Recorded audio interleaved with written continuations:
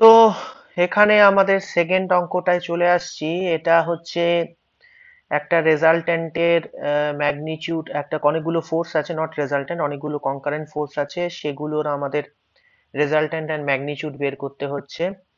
এখানে বলা আছে, 1 নম্বরে বলা আছে 12 নিউটন পুল ডিউ ইস্ট, 2 নম্বরে বলা আছে 12 নিউটন পুল ডিউ নর্থ ইস্ট। এইভাবে বলা আছে। এদের আমাকে প্রথমে যেমন 12 নিউটনটাকে মার্ক করতে হবে, 12 নিউটন ইস্টে কাজ করছে। দ্বিতীয়তে আমাদের 15 নিউটনটাকে মার্ক করতে হবে, 15 নিউটন 45 ডিগ্রিতে অ্যাক্ট করছে, নর্থ ইস্ট মানে 45 ডিগ্রিতে অ্যাক্ট করছে। তৃতীয় আমাদের 10 নিউটনটাকে মার্ক করতে হবে, এটা ভার্টিক্যালি নর্থের দিকে কাজ করছে। তারপরে আমাদের চতুর্থ 20 নিউটনটাকে মার্ক করতে হবে, যেটা 60 degree south of West, sorry West of south, মানে ওয়েস্টের থেকে সাউথের দিকে এটা 60 ডিগ্রি ভ্যালু হয়ে যাবে। এটা 60 হলে এই ভ্যালুটা 30 ডিগ্রি হবে।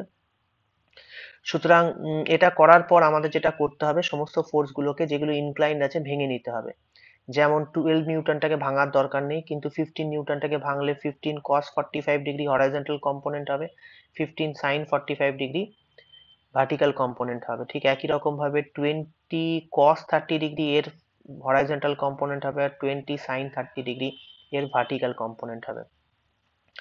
এবার যদি এগুলোকে যোগ করা যায় তাহলে আমরা দেখবো সামেশন অফ এক্স হয়ে যাবে +12, কেন এখানে 12টা হরাইজন্টাল এবং ডান দিকে কাজ করছে, +15 cos 45 ডিগ্রি, কেন এটাও ডান দিকে কাজ করছে।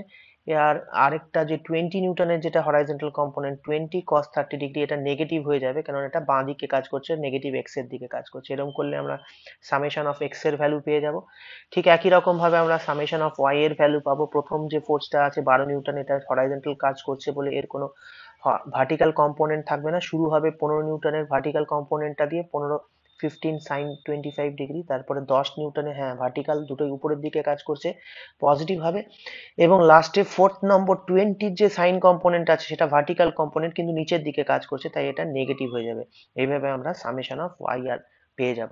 তাহলে আমরা সামেশন অফ এক্স আর ওয়াই পেয়ে গেলে আমরা জানি ফর্মুলা হচ্ছে আর ইজ ইকুয়াল টু √ওভার of summation of X square plus Y square. এটা বসাবো, এখানে আমরা ভ্যালু পুট করব, ভ্যালু পুট করলে আমাদের যেটা হবে সেটা আমরা আর এর ভ্যালুটা পেয়ে যাব। আর এর ভ্যালু যদি পেয়ে যাই তাহলে আমরা ম্যাগনিটিউড পেয়ে গেলাম। এবার আমাদের ডাইরেকশন পাওয়ার জন্য থিটা বের করতে হবে, সেখানে tan inverse y by x করতে হবে। ওয়াই এর ভ্যালু হচ্ছে আমাদের 10.61 সামেশন অফ ওয়াই, আর সামেশন অফ এক্স হচ্ছে 5.28। এটা যদি আমরা পুট করি, থিটার ভ্যালুতে পুট করি, ট্যান ইনভার্স দিয়ে করি, তাহলে ডাইরেক্টলি আমরা থিটার ভ্যালু পেয়ে যাব। এখানে আমরা খেয়াল করব যে সামেশন অফ ওয়াই আর সামেশন অফ এক্স দুটোর ভ্যালুই হচ্ছে কি পজিটিভ, অর্থাৎ ওরা কিনা 1 নম্বর কোয়াড্রেন্টে থাকবে। সুতরাং আমরা বলতে পারি এই 63 ডিগ্রিটা হরাইজন্টাল মানে এক্স এর থেকে ওয়াই এর দিকে 63 ডিগ্রি, তার মানে নর্থ অফ ইস্ট, নর্থের থেকে ইস্টের দিকে এটা হচ্ছে 63 ডিগ্রি।